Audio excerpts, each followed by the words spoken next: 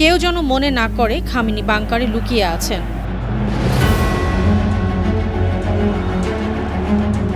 একের পর এক নিষেধাজ্ঞা আর যুক্তরাষ্ট্রের আক্রমণাত্মক মনোভাবের কারণে ইরানের সর্বোচ্চ নেতা আয়াতুল্লাহ আলী খামেনি বাংকারে লুকিয়ে নেই, এমনই মন্তব্য করেছেন ভারতের মুম্বাইয়ে নিযুক্ত ইরানের কনসাল জেনারেল সাইদ রেজা মোসাইব মোতলাক। শনিবার ভারতীয় সংবাদ মাধ্যম এনডিটিভিকে সাক্ষাৎকারে তিনি আরও বলেন, তারা কোনো বিদেশি শক্তিকে ভয় পান না। কিছু মানুষ গুজব ছড়াচ্ছে, তবে কেউ যেন মনে না করে খামেনি বাংকারে লুকিয়ে আছেন।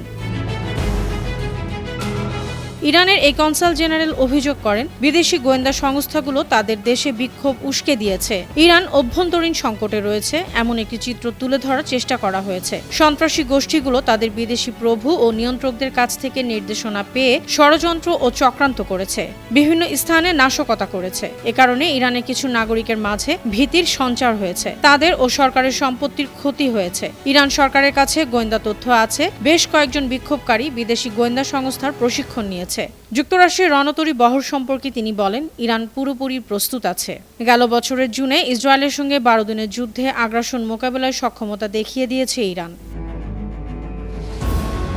আন্তর্জাতিক ডেস্ক, বানো টিভি।